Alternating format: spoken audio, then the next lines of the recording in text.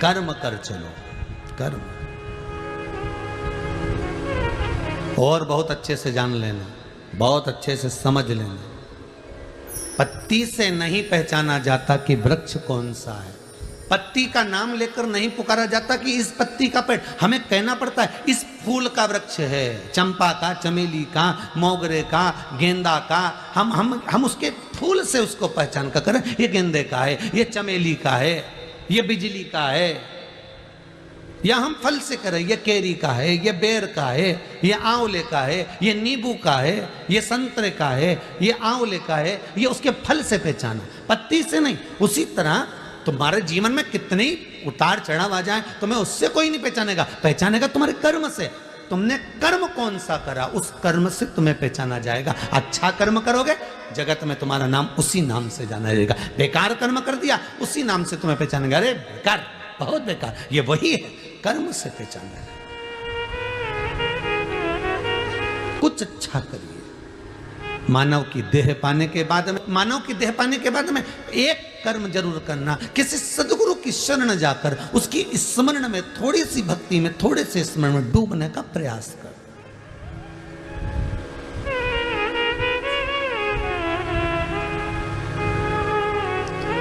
जब कथा विराम हुई इससे पहले वाली ऑस्ट्रेलिया वालों की, उसमें हमने कहा था कि इसके बाद वाली जो कथा है गुरु पूर्णिमा के नजदीक में है, इसलिए इस कथा में गुरु चरित्रों का वर्णन करेंगे। तो एक व्यक्ति ने लिखकर भेजा व्हाट्सएप पर कि महाराज जी, गुरु का होना क्यों जरूरी है, कारण क्या है? तो सीधी सीधी बात है, बादाम का छिलका ऐसे निकल ही नहीं सकता, निकाल के बता दो। बादाम के अंदर की गिरी को चोट नहीं लगना चाहिए और छिलका निकल जाना चाहिए। घिसना भी नहीं है, परेशान भी नहीं करना, छीलना भी नहीं है और छिलका निकल जाना चाहिए। तो क्या करोगे? उस बादाम को थोड़ी देर पानी में डुबक दो। क्या करना है? उस बादाम को पानी में पटक दो।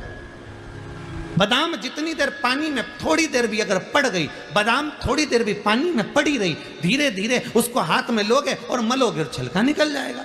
अब ना अंदर गिरी का कुछ बिगड़ा, ना किसी चीज का बिगड़ा, ना उसमें चोट लगी, ना कुछ खरोच आई, बस छिलका निकल गया। उसी तरह जैसे बादाम को पानी में पटोक कर रखा है, पानी में डाल कर रखा है, तो छिलका तुरंत निकल जाता है। उसी तरह मनुष्य देह में आए हो, मानव का यदि शरीर मिला है तो गुरु के चरण के जल में थोड़ी देर डूब कर रहोगे तो अहंकार का, लोभ का, काम का, विषय का, वासना का छिलका निकल जाएगा और गिरी गिरी रह जाएगी। और वो गिरी काम की है, वो छिलका नहीं।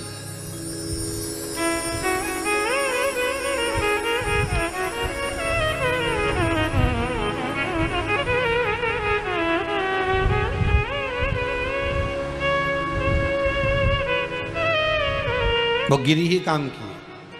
गुरु चरणारविंद के जल में जब तक डूबे रहोगे तो छिलका निकलने में देरी नहीं लगेगी। अहंकार, काम, लोभ, विषय, वासना, आसक्ति, तृष्णा निकलने में देरी नहीं लगेगी। गिरी भाग रहेगा तो सुख का अनुभव होगा, आनंद।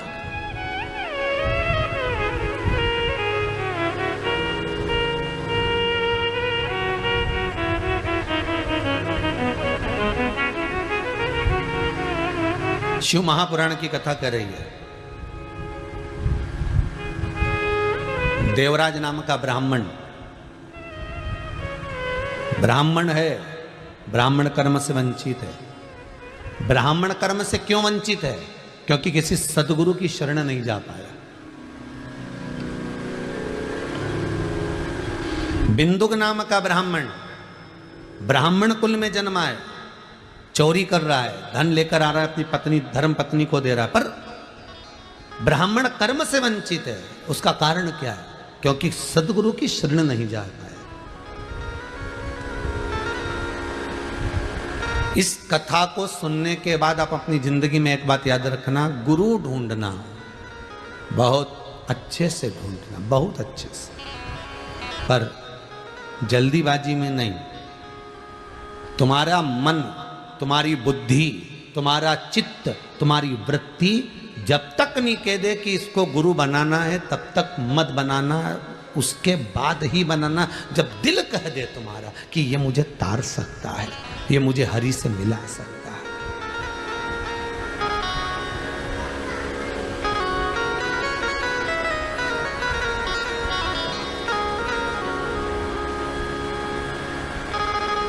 शरणागति। देवराज ब्राह्मण होकर ब्राह्मण कर्म से वंचित है, बिंदुक ब्राह्मण होकर ब्राह्मण कर्म से वंचित है। देवर्षि नारद ऋषि के पद पर बैठने के बाद भी अगर गुरु मंत्र नहीं ले पाए तो ऋषि पद से वंचित है।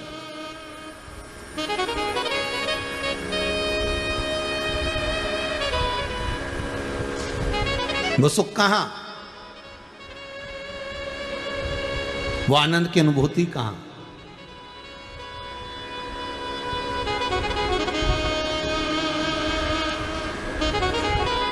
जब जीव के प्राण छूटते हैं ना, ध्यान दीजिएगा जरा, बहुत अच्छा प्रसंग है ये।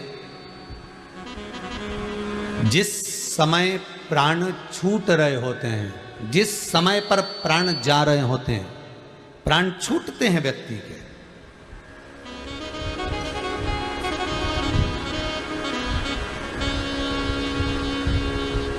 देवलोक, प्रेतलोक। कौन सा लोक है? प्रेतलोक, जिसमें व्यक्ति भूत की योनि, गरुड़ पुराण में लिखा। प्रेत लोक, देवलोक, गलत हवा, प्रेत, पितर आदिक आदिक जितनी भी हवाएं होती हैं, आपको पहले भी वर्णन करा एक कथा के अंतर्गत, जो 49 पवन होती है, ये जितनी पवन होती है, इसमें कुछ पवन तो अच्छी होती है और कुछ पवन बेकार।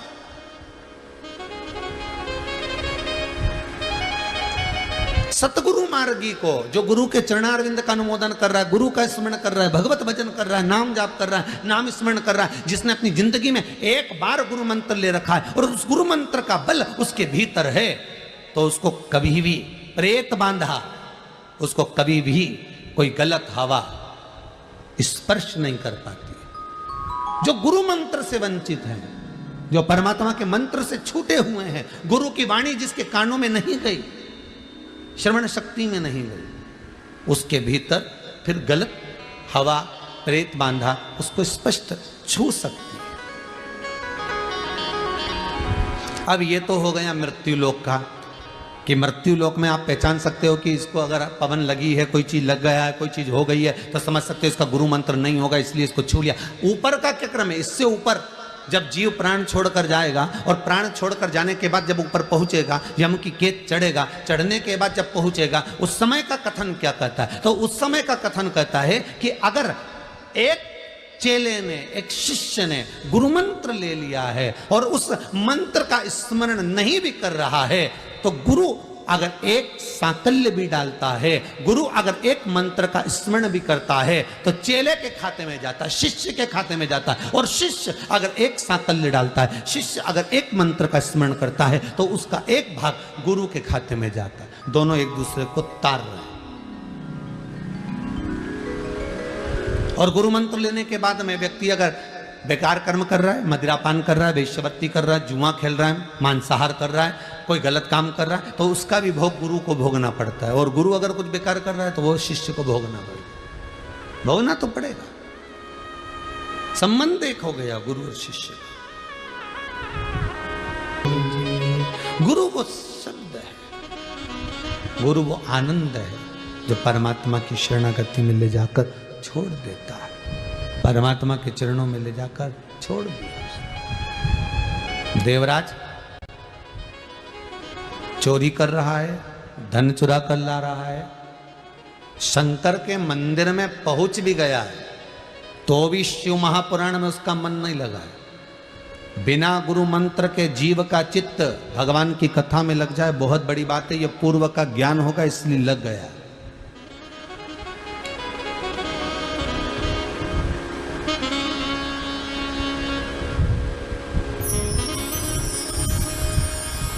आज के ज़माने में असली गुरु लोगों को मिल नहीं रहे और गुरु को असली चेला मिल नहीं रहे। देखिए जरा, असली गुरु नहीं मिल रहा। और गुरु को असली चेला नहीं मिल रहा।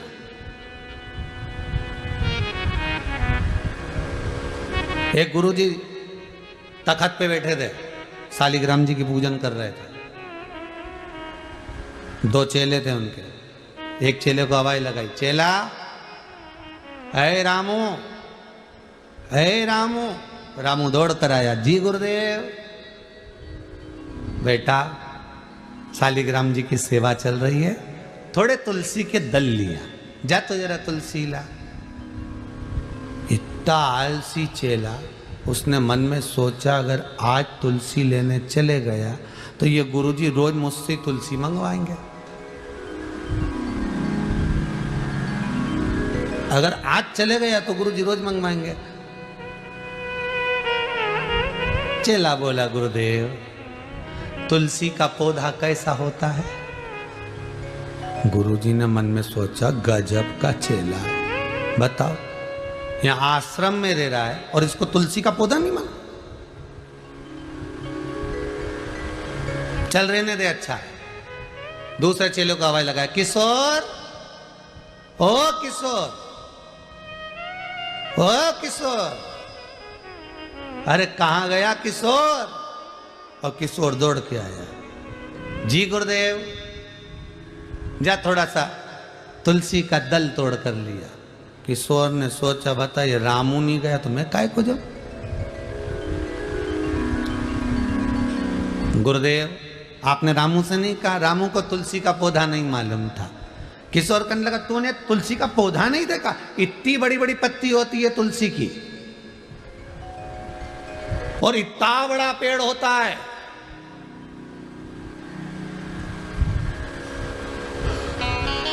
कभी नहीं देखा तूने?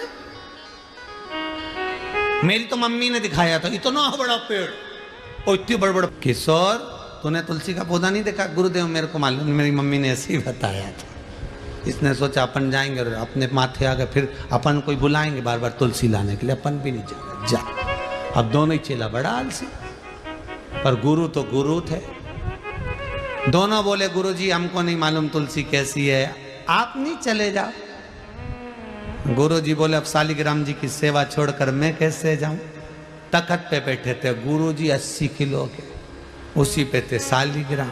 उन्होंने दोनों चेलों से कहा, एक आगे से उठा, एक पीछे से उठा। उठकर नहीं जाऊंगा, सेवा कर रहा हूं, उठाओ। और दोनों ने उठाया, दम लगा के ऐसा, दम लगा के ऐसा। गुरुजी को तोक के तखत समेत ले गए। तुलसी जी के क्यारे, ये बस बस बस, रोको रोको रोको रोको रोको, अब तोड़ के लाओ।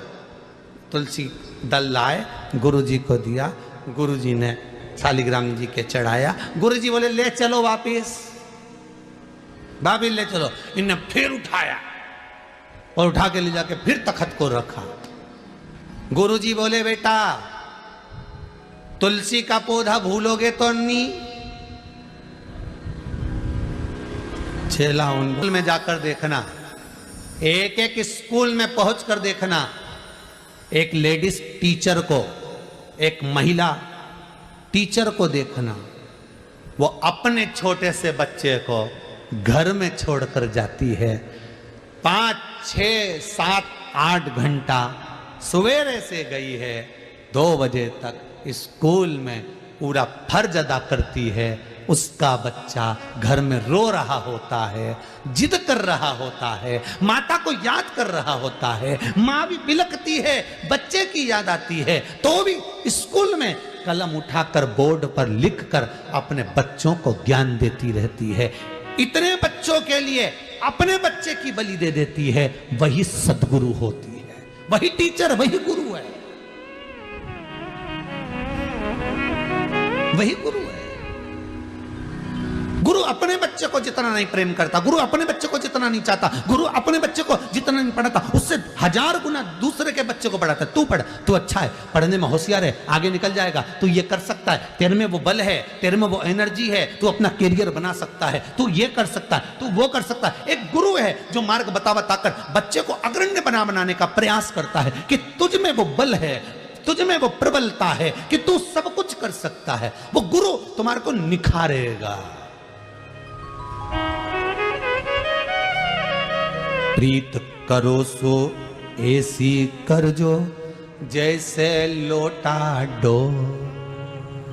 अरे गलो फसावे आपनो जी, गला फसावे आपना जी, के पानी पीवे और काना प्रीत निभाजो जी, मन भूल बिसर मत जाना। गुरु की प्रीत एक लोटे और डोर जैसी होती है। गुरु परिवार में बनना जरूर है, पर परिवार को छोड़कर अपने शिष्य का प्यास बुझा देता है, अपने शिष्य। गुरु की झोपड़ी टूटी है और शिष्य की झोपड़ी महल है, बना देता है। जा रे सुख से आनंद में अपनी जिंदगी जी, जा।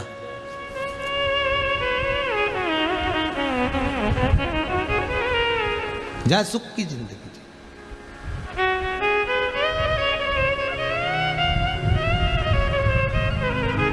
एक हमारे बंटी जी परिहार हैं, उनके कोई परिचित कोई बालक होगा, वो बड़ा दुखी था, 20, 21, 22 साल का।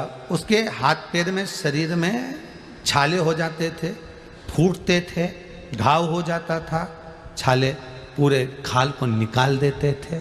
बड़ा दुखी, बड़ा दुखी। बंटी ने 1-2 बार कहा, गुरुदेव बहुत हालत खराब है।